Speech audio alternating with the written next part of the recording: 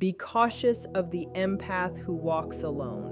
When you observe them in isolation, you might assume they are a casualty of life. You may perceive them as breakable or defeated. However, your assessment is incorrect. They did not crumble, they awakened. Carl Jung suggested that authentic strength does not pursue fame. It seeks tranquility.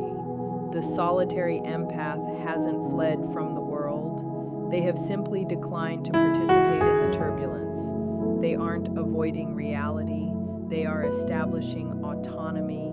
This transformation makes them formidable because the individual you believe you are interacting with has ceased to exist.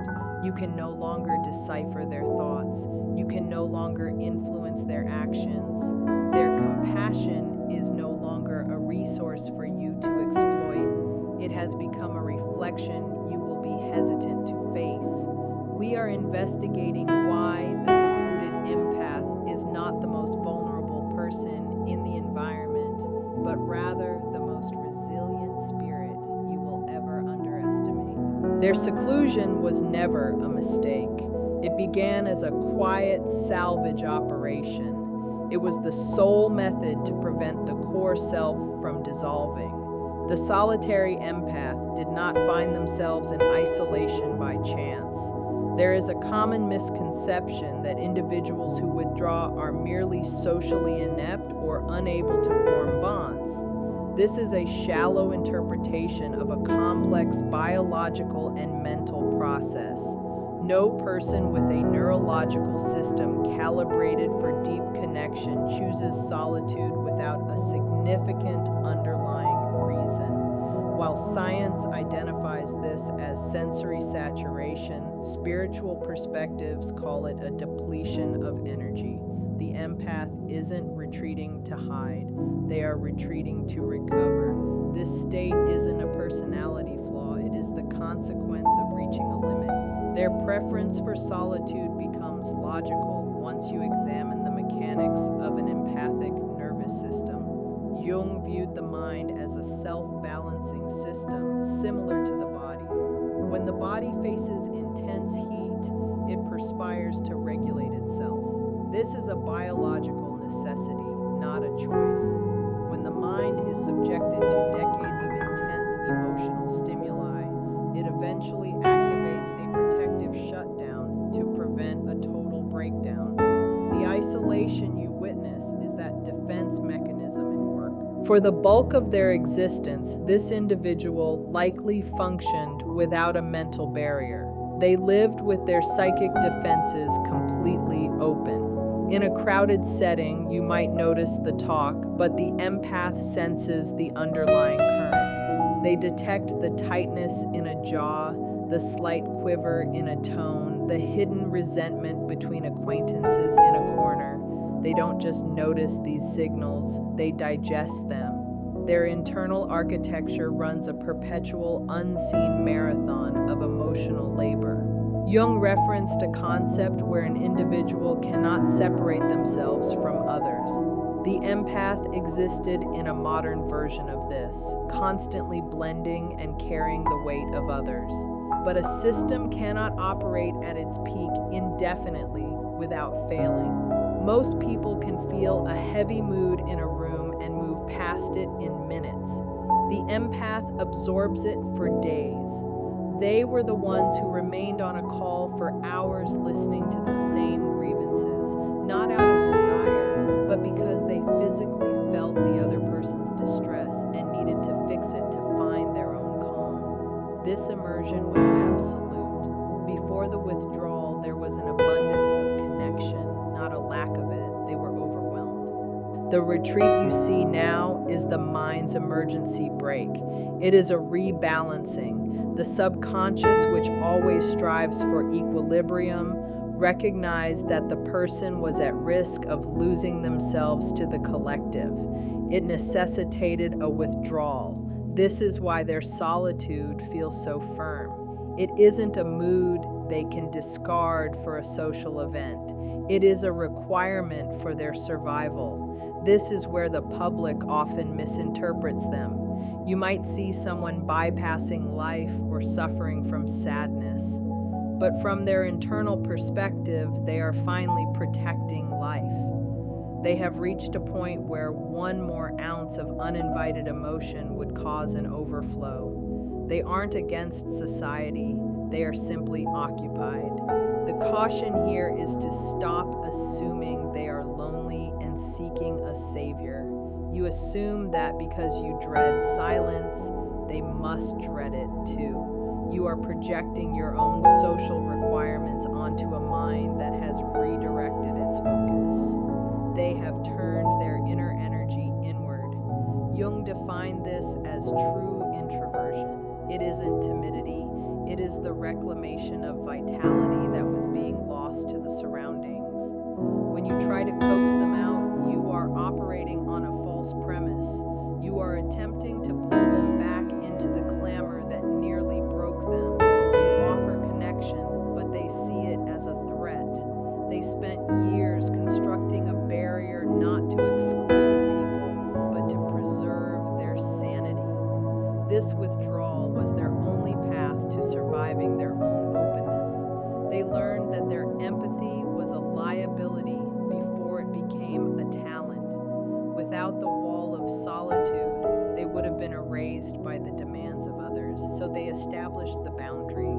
The chronicle of the solitary empath is a chronicle of depletion. It isn't that things were stolen with malice, but that they distributed parts of themselves until nothing remained for exchange.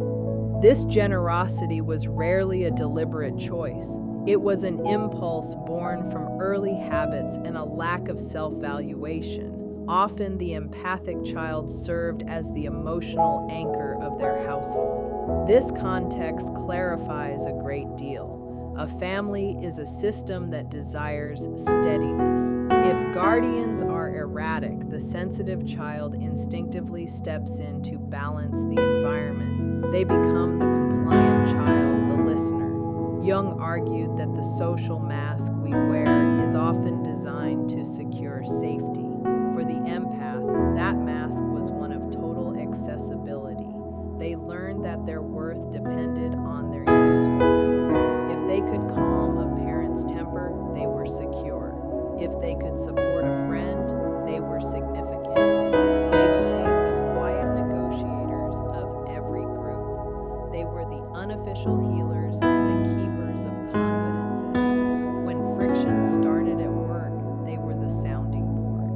When a friendship broke, they supported both parties. This dynamic creates a massive imbalance. The empath gives but rarely receives. They become a well that everyone uses but no one fills. Over time, this creates a deficit. You can see this in their history. They would agree to requests when they were exhausted because the other person's discomfort felt more pressing than their own. They allowed others to dump negativity on them, believing it was their duty. That heavy feeling in your chest when the phone rang was your body signaling a threat. They let their limits be crossed because they thought boundaries were the opposite of love. But the subconscious keeps a record. Every time they ignored their own needs for another, a debt was noted. Every time they suppressed frustration, the pressure grew. They gave their time and life force until the bank was empty. The day arrives when the empath realizes they are exhausted. They have no more patience or compassion to distribute. The mechanism of giving simply fails. This is often when they vanish from social circles. Others are often confused, feeling as though the empath has changed or become unkind. They feel slighted because the service they relied on is gone, but the empath hasn't turned against anyone. They have simply stopped functioning as a tool. Jung cautioned that if we identify too much with our social mask, we lose ourselves.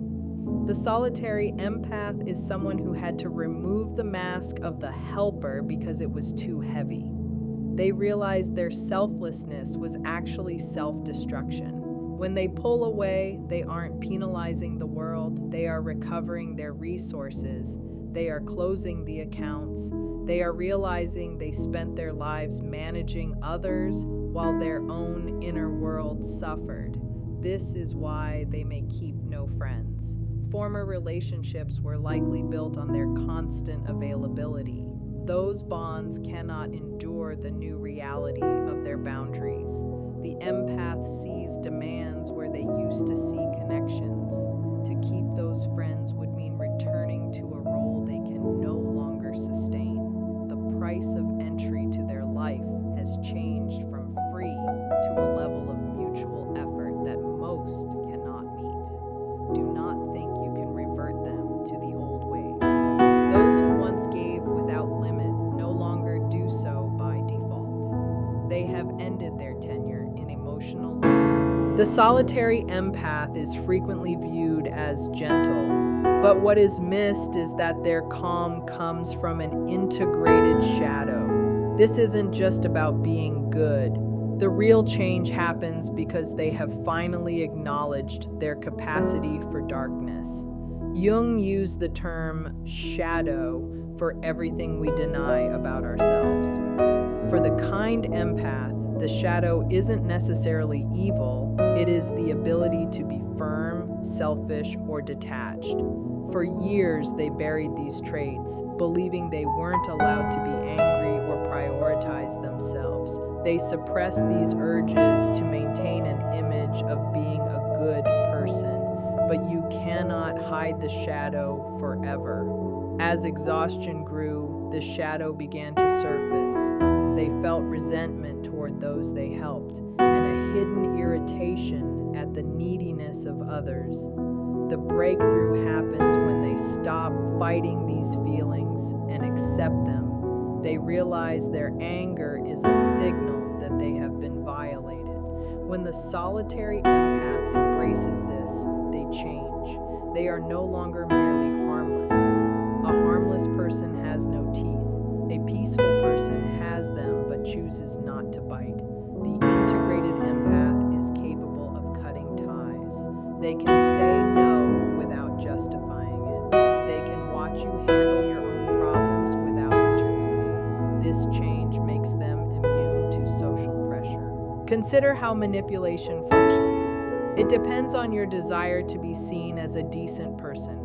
If someone tells you that you are being selfish, they are betting you will do anything to prove them wrong. But the solitary empath has already accepted their own selfishness as a tool for survival. When you tell them they are cold, they don't try to warm up. They see that coldness as a necessary shield. This makes emotional hooks ineffective.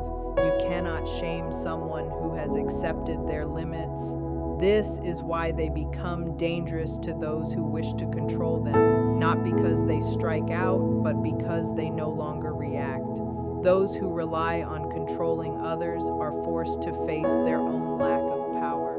The buttons that used to work, guilt, duty, or the silent treatment, are now non-functional. The empath looks at you with a steady gaze, no longer seeking your validation or fearing your critique. Jung taught that this integration is the path to being whole. Complete by reclaiming their ability to refuse, they have seized back the authority of the word no. This transformation makes them formidable. They no longer function from a state of deficiency, pleading for affection by being compliant.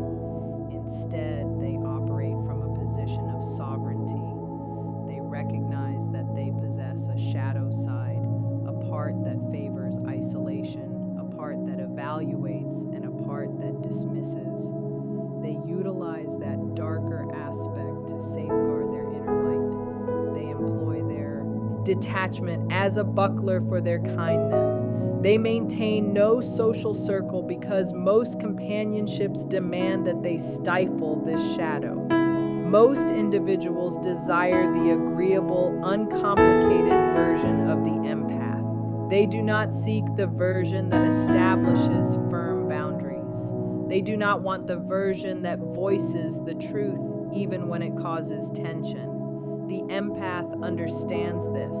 They realize that having friends frequently necessitates returning to the enclosure of pleasantry, and they would rather remain solitary in the shadows than imprisoned in the light.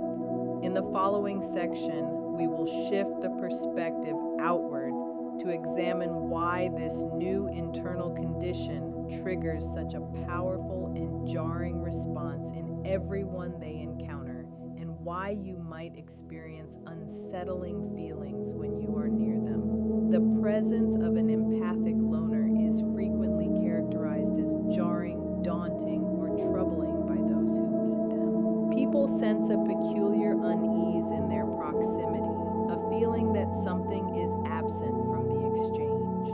This awkwardness is not sparked by what the empath is doing. It is caused by what the empath is withholding.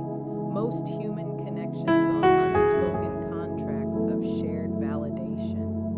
When two individuals meet, they are typically involved in a concealed trade. One person presents an identity and the other person mirrors it. You share a joke. I laugh to confirm you are humorous. You complain about your career. I nod to affirm your victimhood. You state an opinion. I agree to prove we belong to the same group. Jung identified this as a type of unconscious participation where the ego hunts for proof of its existence through the other. We utilize each other as looking glasses. We gaze into the faces of our peers to see a flattering image of ourselves. The empathic loner has ceased being a mirror. They have pulled their energy away from this game of projection. When you stand before them, they do not reflexively reflect your self-image. They do not laugh if the moment is not funny. They do not provide pity if they perceive your pain is self-created. They do not nod just to bridge the silence. They merely observe. They listen. They stay neutral. This lack of bias feels like a strike to a person who is hooked on validation. When you cast your identity toward them and they do not catch it, the projection crashes to the ground. You are left standing there with your own unaddressed energy. You feel vulnerable. You feel criticized even though they have not uttered a single word of critique. The agitation you feel is the dread of the void. We depend on the social lubricant of idle talk and forced politeness to mask the truth of our isolation. The empathic loner refuses to apply that lubricant. They allow the friction to remain. They let the silence linger until it becomes substantial. For the typical person, this is unbearable. Recall a time you attempted to converse with someone who just watched you calmly without assisting you in sustaining the dialogue. You likely felt a surge of nerves. You might have tried to elicit a response just to snap the tension, asking prying questions, making intense claims, or revealing too much. You were attempting to pull them back into the game of emotional tennis. However, the empath does not pick up the racket. Jung would suggest that the empath has become a neutral screen for the projections of others.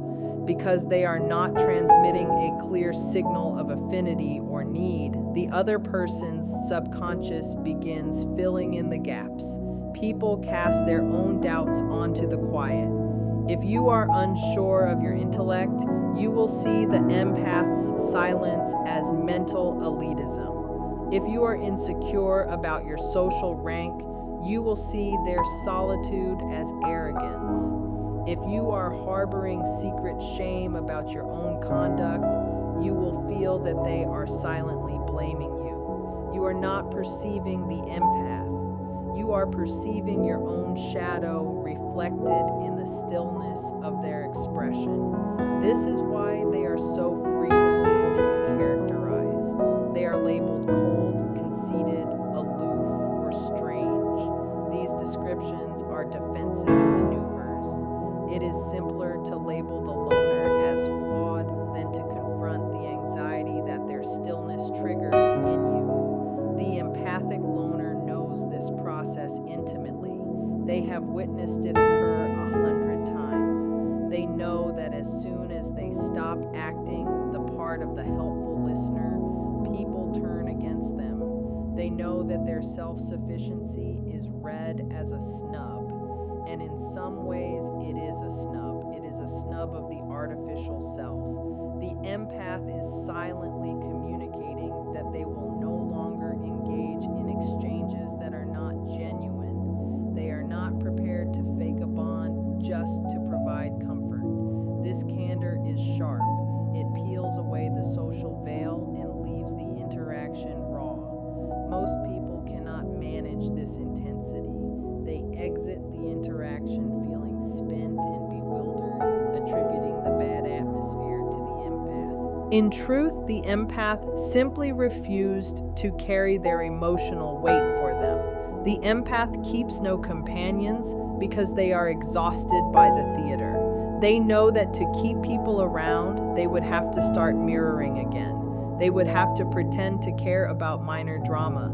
They would have to mute their own insights. They are no longer prepared to pay that cost. They would rather be disturbed by their own isolation than comforted by a deception. In the next segment, we will analyze the exact point where the standard shifted, the crossing of a psychological boundary that makes returning to the old ways impossible. There is a specific permanent moment in the mental growth of the empath where the core operating system of their mind transforms. This is not a slow drift, it is a sharp break. Before this point, the ruling principle of their life was connection. After this point, the ruling principle becomes truth. This transition represents a reversal of the internal flow. For the bulk of their life, the empath's responsiveness was a gut reaction. It occurred quicker than intentional thought. If a person in front of them was mourning, the empath's body mirrored that grief at once. If someone was irate, the empath's nervous system sensed a threat and moved to calm it. The border between the self and the other was porous, allowing outside emotional states to pour in without inspection. This was the period of unconscious blending. But the agony of constant exhaustion forces the mind to adapt. The empathic loner is someone undergoing a strict process of what Carl Jung termed individuation. This is the mental journey of becoming a distinct, unique being separate from the collective mindset of the crowd. To individuate, one must stop blending. The empath has crossed the line where judgment begins to come before empathy. In the past, the order was feel, then think. Now the order is think, then decide whether to feel. When they meet a new individual or talk with an old acquaintance, the old mental circuit tries to activate. The urge to be open, to assist, to comfort, to mend. But a new monitoring function in the mind blocks it. It creates a pause. In that pause, the empath asks a detached, analytical question. Is this exchange authentic for me, or is it just a habit? This question alters the entire terrain of their bonds. It means that entry to their internal world is no longer free. It is now earned. The empath stops being a public park that anyone can traverse and becomes a private home with a bolted door. This change produces a deep shift in conduct that often baffles and distances those who knew them previously. The empath stops volunteering themselves. They stop giving unrequested guidance. They stop rushing to patch over awkward pauses. They stop resolving issues that belong to others.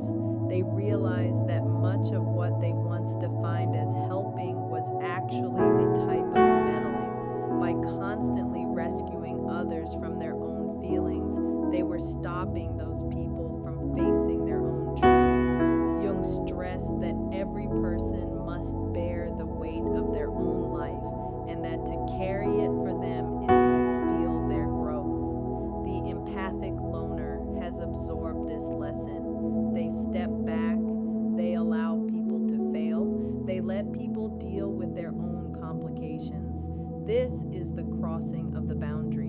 It is the second they realize their main duty is not to the emotional ease of the world, but to the honesty of their own spirit. Once this line is crossed, the old social tactics people use to influence them stop working.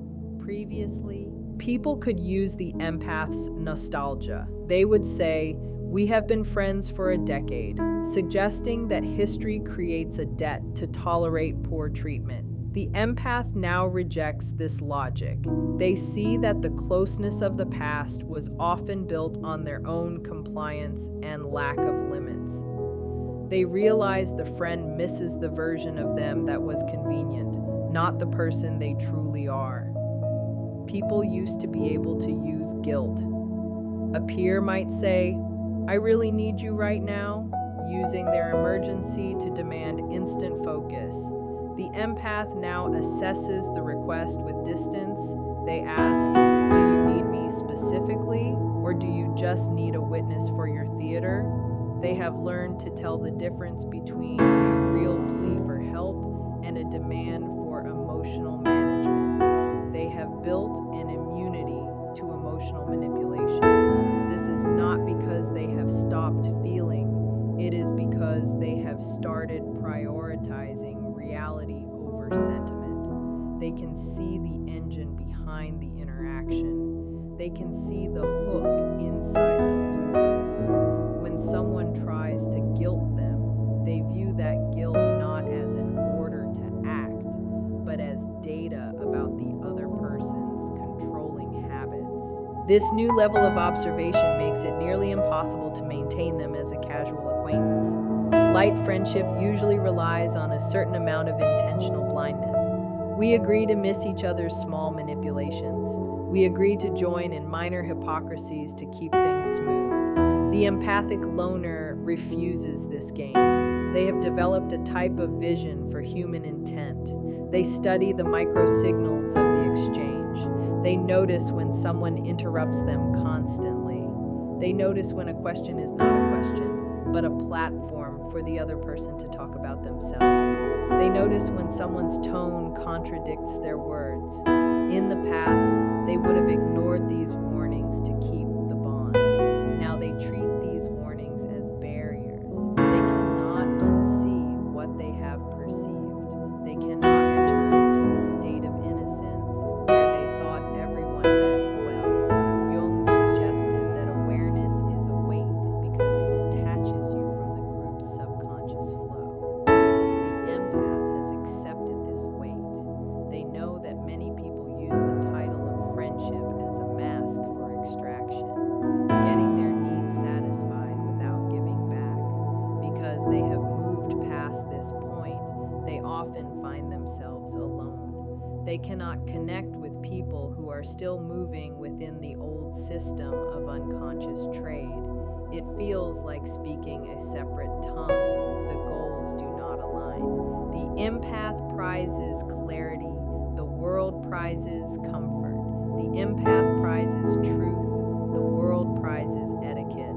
This results in a firm pruning of their social circle. The empathic loner does not drift away slowly. They often sever ties suddenly.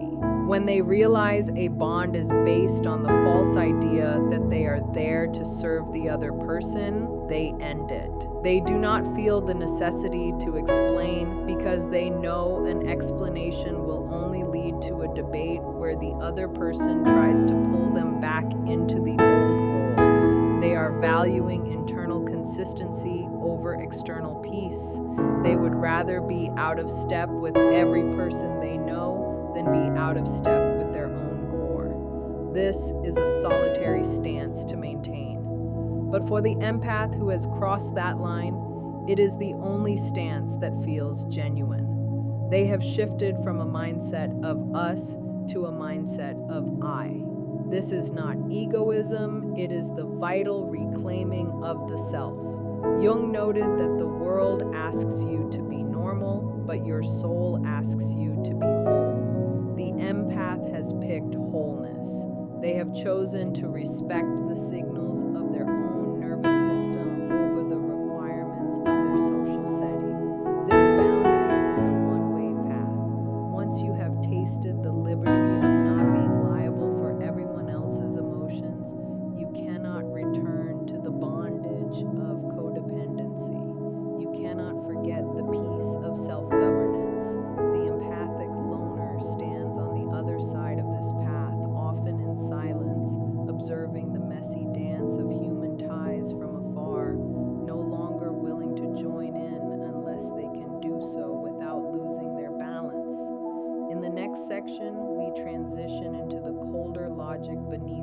isolation and why even well-meaning bonds quietly dissolve.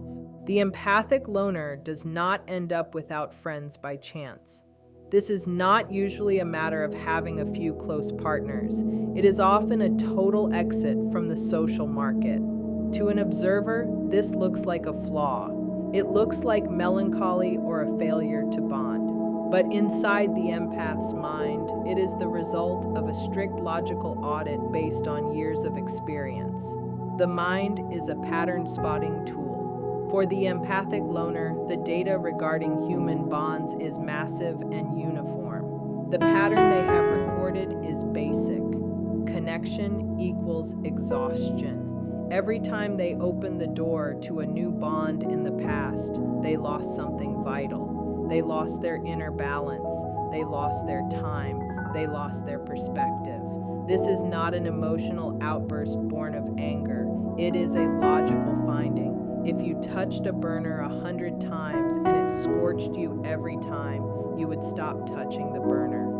The empath has learned that most social exchanges result in a net loss of their vitality. The subconscious, which prioritizes the survival of the person,